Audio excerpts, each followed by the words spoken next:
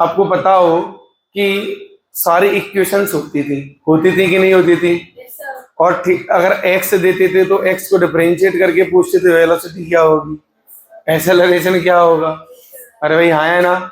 और एक्सेलरेशन दिया तो इंटीग्रेट करके वेलोसिटी भी पूछते थे, नहीं पूछते थे? चलो, तो बेटा वैसे ही अब ध्यान रखिएगा, सब कुछ यहाँ पे भी वैलिड है। एवरीथिंग एवरीथिंग सब कुछ यहाँ पे आएगा, समझ गए? जितनी भी वहां पे इक्वेशंस हैं वो भी सब यहाँ पे आएंगी।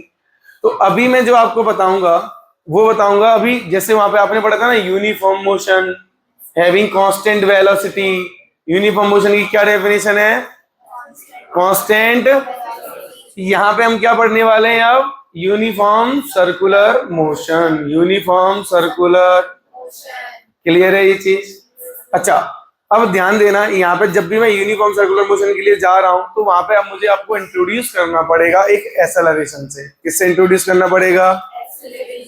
देखो ध्यान देना, सर्कुलर मोशन के लिए ना, ध्यान देना। अच्छा, एक यहाँ से कैसे समझ में आएगा कि कोई ना कोई एक्सेलरेशन होगा? देखना ध्यान से, मजेदार चीज है। अभी मैंने बोला आपके लिए कि यूनिफॉर्म सर्कुलर मोशन, बेटा क्या बोला? यूनिफॉर्म, मान लो circular motion, uniform circular motion. अब ये जो होता है बेटा वो क्या होता है? सर ये होता है कि circular motion with constant angular velocity. अब एक ऐसा सर्कुलर मोशन जो कैसे हो रहा है? Constant angular velocity. A circular motion perform with, हाँ, a circular motion perform with uniform angular velocity. Uniform angular velocity मतलब ये कौन होता है बेटा? ओमेगा। कौन होता है? तो बेटा ओमेगा कांस्टेंट होगा। यहाँ पे क्या कांस्टेंट होगा बोलिए? ओमेगा कांस्टेंट होगा। पर जब जब ओमेगा कांस्टेंट होगा तो बताइए थीटा कैसे लिखा जाएगा? थीटा कैसे लिखा जाएगा? अरे चलो, ओमेगा बराबर कितना आएगा? D theta y. तो डी थीटा यहां से कितना हो जाएगा बोलो? ओमेगा इंटू, अब इंटीग्रेशन लगाओगे कि नहीं? तो ये तो बेटा क्या आएगा? एंगुलर डिस्प्लेसमेंट आ जाएगा। क्या आ जाएगा? आया कि नहीं आया? तो जो एंगुलर डिस्प्लेसमेंट आएगा, या डेल्टा थीटा लिखूं या एंगुलर डिस्प्लेसमेंट बोलूं इसे, चाहो तो डेल्टा थीटा या डी थीटा भी, डेल्टा थीटा भी कह सकता हूं, बराबर कितना आएगा? ओमेगा तो कांस्टेंट बाहर आ जाएगा, और ये कितना आएगा? 0 से टी कर दूं तो, अरे बोलो, तो ये तो डी टी का तो टी हो जाएगा ना। तो ये कितना आया बोलो? Omega into T, omega into T. अरे बोलिए भाई। तो angle covered, angle swept, angle कितना आया? Omega, omega. क्लियर है ये चीज? अब ध्यान देना वहां पे भी क्या होता था बेटा? डेल्टा एक्स बराबर v इंटू टी। क्या होता था काइनेमेटिक्स में? v इंटू डिस्प्लेसमेंट, यही तो होता था। चलो अब देखना बेटा, सर्कुलर मोशन में अगर, अच्छा ओमेगा अगर कांस्टेंट है, यहाँ एक और मजेदार चीज है, अगर ओमेगा कांस्टेंट है तो इसको हमने ऐसे भी तो देखा था, vt डिवाइडेड बाई, तो सोचो r तो वैसे ही कांस्टेंट था ना, तो इसको भी क्या होना पड़ेगा? हाँ, टेंजेंशियल स्पीड को भी क्या होना पड़ेगा? हाँ, तभी तो कांस्टेंट अपॉन कांस्टेंट भी तो कांस्टेंट होगा। हाँ, क्लियर है ये क्या हो गया बोलो? Tangential speed, tangential speed. और ये भी क्या होगा बोलिए? कांस्टेंट। अच्छा, यहां तक ठीक है, लेकिन सर एक बात तो गड़बड़ है, वो ये कि सर सर्कुलर मोशन हो रहा है, यहां स्पीड मान लो v नॉट है, मान ली आपकी बात, यहां भी v नॉट है, ये भी मान ली, क्योंकि स्पीड टेंजेंशियल कांस्टेंट है। लेकिन सर इस बात को तो बता दो कि वेलोसिटी तो बदल गई। अरे भाई क्या बदल गई? बदली या नहीं? अगर वेलोसिटी बदली सर, या तो मैग्नीट्यूड या डायरेक्शन या दोनों, कोई भी इनमें से बदला तो एक्सेलरेशन 100% होगा वहां। अरे भाई आया ना? एक्सेलरेशन को आना ही, समझ गए मेरी बात? तभी तो नेट वेलोसिटी बदलेगी, नहीं तो वेलोसिटी बदलने वाली। तो इतना तो तय हो गया कि सर इसका डेरिवेट मैं करता हूं, मान लो vt का डेरिवेट करता हूं तो क्या आता है बोलो, at, that is vt by ये, हाँ या ना सर? वो तो है जीरो, वो तो है क्योंकि vt है कांस्टेंट, कांस्टेंट का डिफरेंशिएशन इज। तो सर इसके जो इसके पार्ट, इसके अलोंग वाला जो एक्सेलरेशन है वो तो है नहीं, वो तो अब कौन सा आ गया? बात समझे कि नहीं समझे? कोई ना कोई तो है, कोई ना कोई तो, बोलो है कि नहीं है, बोलो है कि नहीं है? अब थोड़ा सा और मजा आएगा इस चीज को समझने में। देखो ध्यान से, अब मान लो ये तो खुल जाएगा, इसको ही देखते हैं। इधर देखो, अब ध्यान देना, ध्यान देना। अगर मैं इसको ऐसे घुमा रहा हूं, ऐसे, अरे बोलो यार, तो सोचो अगर मैं इसे छोड़ दूंगा तो ऐसे भागेगा कि नहीं? ऐसे टेंजेंट के लंग भागेगा कि नहीं? इसका मतलब ये है कि मैं इधर, ये तो जाना चाह रहा है उधर, लेकिन मैं इधर फोर्स लगा रहा हूं कि नहीं लगा रहा हूं? और इसका जो सेंटर है वो मेरी उंगली पे है कि नहीं है? तो क्या सेंटर की तरफ फोर्स है कि नहीं है? अच्छा, सेंटर की तरफ फोर्स है तो एक्सेलरेशन किधर आएगा? सेंटर की तरफ। किधर आएगा? अब इसको भी देखोगे आप, अगर इसको देना बेटा, अच्छा चलो इसी से बता दे दो। इधर देखो, अगर मैं इसे ऐसे घुमा रहा हूं, ध्यान देना, ऐसे घुमा रहा हूं, समझ रहे हो ना? तो टेंशन किधर लग रही है? ऊपर, इस पॉइंट पे किधर लग रही है? सेंटर की तरफ। किसकी तरफ? तो T डिवाइडेड बाई M, मान लो कि चलो हॉरिजॉन्टल पे ऐसे हो रहा है तो हाँ या ना, ऐसे घुमा कि नहीं घुमा, तो टेंशन इधर है कि नहीं है? तो T, इस पे नेट फोर्स कितना है बोलो? T कितना है? डिवाइडेड बाई, बोलो हाँ या ना? तो बेटा सेंटर की तरफ, इंपॉर्टेंट बात क्या है यहाँ पे? सेंटर की तरफ। समझ गए कि नहीं? हाँ। तो ये तय हुआ कि यहाँ पे जो एक्सेलरेशन आएगा वो किधर आएगा? सेंटर की तरफ। और जो सेंटर की तरफ एक्सेलरेशन है, अच्छा सुनो, ये काइनेमेटिक्स का ये नियम है सर, देखो ध्यान से, हमने देखा था नियम क्या, काइनेमेटिक्स है सिंपल, कि प्रोजेक्टाइल मोशन ऐसे हो रहा था। एक बात बताओ, एक्सेलरेशन इधर था, क्या उसने कभी इस वेलोसिटी को छेड़ा था जीवन में? परपेंडिकुलर जो वेलोसिटी होती है ना एक्सेलरेशन के, वो बिल्कुल उसे छेड़ता, वो बिल्कुल छेड़ता, मैग्नीट्यूड को कुछ भी छेड़ता। समझ में आ रही मेरी बात? हाँ, समझ में आ रही है ना? तो देखो, अब ये जो स्पीड है ये भी v नॉट है, यहाँ भी v नॉट है, बट डायरेक्शन तो बदली ना, इसका मतलब एक्सेलरेशन तो है ना, और ये नहीं बदल रहा है। इसका मतलब कुछ ऐसा सिचुएशन बन रहा होगा कि नहीं बन रहा होगा? जैसे यहाँ पे ux हमेशा क्या रहता है? कांस्टेंट। क्या रहता है? बिल्कुल वो यहाँ पे भी बेटा ऐसे सेंटर की तरफ एक एक्सेलरेशन लगेगा हमेशा। किसकी तरफ? जो वेलोसिटी के कैसे होगा हमेशा? हाँ, तो इसलिए इसका कोई भी कंपोनेंट इसकी तरफ नहीं आएगा। समझे कि नहीं? और जब इसका कोई भी कंपोनेंट इधर नहीं आएगा तो v नॉट बदलने वाला, बदलने वाला। बट ये क्या करेगा? बस सर इसकी डायरेक्शन बदल रहा होगा, बस क्या कर रहा होगा? इसका पार्टिकल की डायरेक्शन बदल रहा होगा। समझ गए? जिसे हम बोलेंगे AC। क्या बोलेंगे? Centripetal acceleration. AC क्या हो गया बोलो? किसकी तरफ लगेगा? सेंटर की तरफ, हमेशा सेंटर की तरफ, ऑलवेज टुवर्ड्स द। इसका मतलब ये हुआ कि सर्कुलर मोशन परफॉर्म करने के लिए कोई ना कोई फोर्स जरूर होना चाहिए जो किसकी तरफ लगता हो? हाँ, समझ में आई मेरी बात? अगर सेंटर की तरफ लगाने के लिए कोई फोर्स नहीं है तो एक्सेलरेशन भी नहीं होगा, तो सर्कुलर मोशन भी। जैसे मैंने गाय का एग्जांपल लिया, तो रस्सी थी ना, तो रस्सी में टेंशन आ रही थी कि नहीं आ रही थी? अरे भाई हाँ या ना यार? अब जैसे कि अर्थ भी तो घूम रही है ना, सर्कल में घूम रही है, ऐसा मान के चलते हैं हम लोग, मान लो सर्कुलर ऑर्बिट है तो अर्थ, अरे भाई बोलो, तो उसमें कौन सा फोर्स? अच्छा वो छोड़ो, जो तुम पढ़ चुके हो उसकी बात करते हैं, जो तुम पढ़ चुके हो उसकी बात।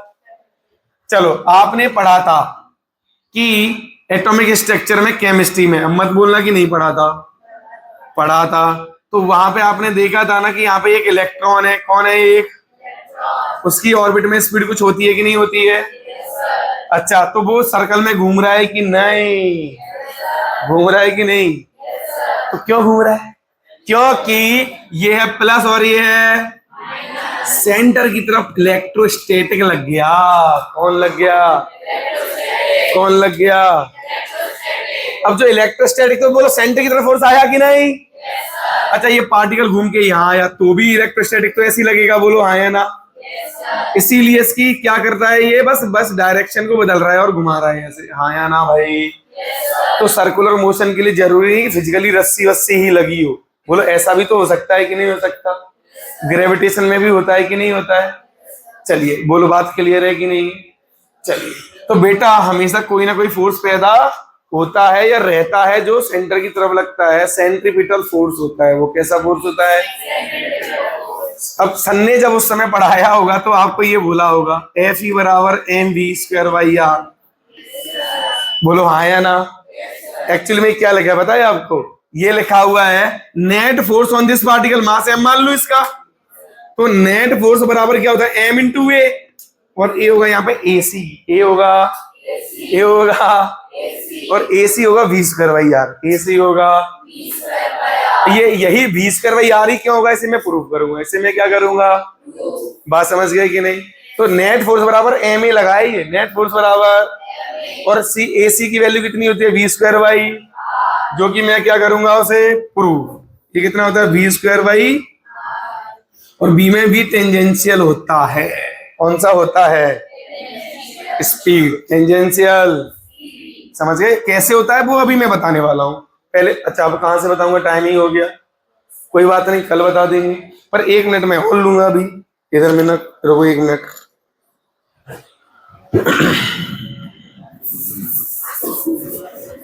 देखिए, अब मैं इसमें कुछ चीजें पूछना चाह रहा हूं, वेक्टर को इन्वॉल्व कर रहा हूं, देखना थोड़ा सा। ये सर्कुलर मोशन है, सब कुछ देखना थोड़ा। हाँ, यूनिफॉर्म सर्कुलर मोशन की रिगार्डिंग इधर कौन लगेगा बेटा?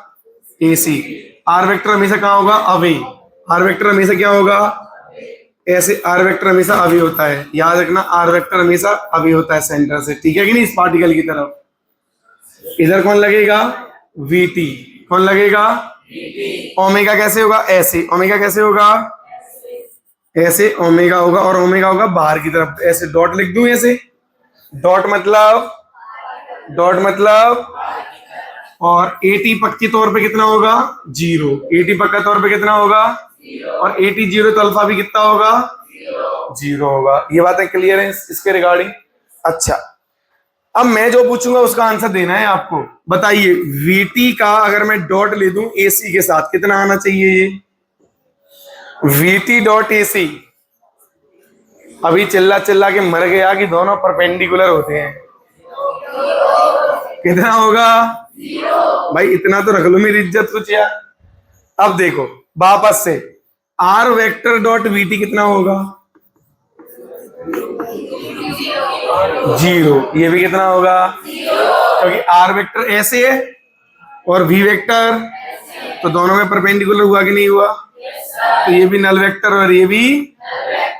अच्छा, ओमेगा के साथ अगर कुछ करें तो ओमेगा कैसे है बेटा? ऐसे। बोलो आया ना? तो ओमेगा की डायरेक्शन तो ऐसे है ना, ऐसे। तो ओमेगा तो AC के साथ भी परपेंडिकुलर है, VT के साथ भी, और R के साथ, तीनों के साथ परपेंडिकुलर है। बोलो आया ना यार? नहीं आई बात समझ? तो ओमेगा मैं तो ऐसे लिख देता हूँ, यार डॉट डॉट लगाने बड़ा वक्त लगेगा, क्या कहते हो? Omega perpendicular to V vector perpendicular to, और किन्हीं का भी 2 का डॉट लोगे तो क्या हो जाएगा? बोलो 0। क्या हो जाएगा? 0। क्या इस तरह के क्वेश्चंस अगर आपसे पूछे जाएं एग्जाम में तो क्या आपसे बन पाएंगे ये? अब दिमाग लगा लोगे कि नहीं लगा लोगे जब भी आएंगे ऐसे तो, कि किसका डॉट, अगर ऐसी डॉट वॉट में पूछने आ जाए, या कौन किसके परपेंडिकुलर है ये पूछने आ जाए। अच्छा, कभी कभी ये भी आ जाता है कि R वेक्टर और AC वेक्टर के बीच में कितना एंगल है? भाई पटकने उठा गए हैं। AC है इधर और R है, कितना है? समझ गए कि नहीं? तो बेटा ये सब चीजें दिमाग में रखना है हमें, है ना? R वेक्टर हमें कौन है? चलो चलिए, ये वाली बात हमें क्लियर है, सारी चीजें, कोई समस्या तो नहीं है? चलो इतना याद देखते हैं, फिर बाकी कल देखते हैं। चलो। एक दो क्वेश्चन और पूछना है। क्या यूनिफॉर्म सर्कुलर मोशन में मैंने बोला कि एक्सेलरेशन इज जीरो, ट्रू और फॉल्स? क्या यूनिफॉर्म सर्कुलर मोशन में टेंजेंशियल एक्सेलरेशन जीरो होता है? ट्रू। समझ में आ गई मेरी बात? नेट एक्सेलरेशन की बात करेंगे तो दोनों का वेक्टर सम होगा, वो तो AC और AT का। तो लेकिन AC तो है, AT नहीं है, तो मतलब टोटल एक्सेलरेशन ही किसके बराबर हो जाएगा यहाँ पे? AC के बराबर। किसके बराबर? कोई समस्या? टेंजेंशियल स्पीड का डेरिवेटिव क्या होगा? जीरो। क्या होगा यहाँ पे? कोई समस्या? अच्छा, यहाँ पे जो है ना, स्पीड तो कांस्टेंट है, स्पीड तो, बट डायरेक्शन कांस्टेंट। तो वेलोसिटी कांस्टेंट है या वेरिएबल है? वेलोसिटी कांस्टेंट है या वेरिएबल है? Variable. Velocity is, but tangent speed is. हाँ, याद रखना। मैं चलो यहाँ पे लिख देता हूँ। जो वेलोसिटी है ना, इस वाले सिस्टम में वेलोसिटी क्या है बेटा? प्लीज देखिए, वेरिएबल। क्या है? वेरिएबल। और ये किसकी वजह से वेरिएबल है? ये due to direction, due to, समझ गए कि नहीं? बट कांस्टेंट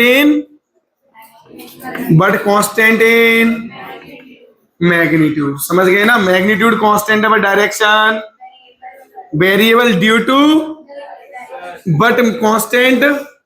तो मैग्नीट्यूड की वजह से वेरिएबल नहीं है, किसकी वजह से है?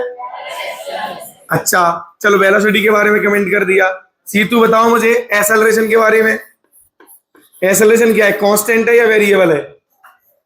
एक्सेलरेशन कांस्टेंट है या वेरिएबल है? एक्सेलरेशन कांस्टेंट है या वेरिएबल है? सबको मुर्गा बना दूं? सबके सब गति। इधर एक्सेलरेशन इधर है, और इधर तो हर बार डायरेक्शन नहीं बदल रही है क्या? मैग्नीट्यूड कांस्टेंट है जनता जनार्दन। मैग्नीट्यूड क्या है? Again acceleration is variable. किसकी वजह से है ये? Due to direction. But magnitude क्या है इसका? कांस्टेंट। तुम तो खतरनाक हो यार, सबके सब। इतना सब कुछ चिल्ला चिल्ला के बताने के बाद भी कांस्टेंट बोल रहे हो एक्सेलरेशन को। मैग्नीट्यूड कांस्टेंट है। क्या कांस्टेंट है? ये मैग्नीट्यूड ही तो है। ये क्या है? कांस्टेंट है, बट डायरेक्शन तो बदल रही है ना। ये डायरेक्शन का ध्यान काहे नहीं रख रहे हो? सर्कुलर मोशन में निपट जाओगे अगर डायरेक्शन के बारे में नहीं सोचोगे तो। समझ गए? चल, डन हुई बात। अब चलो पक्का इतना ही।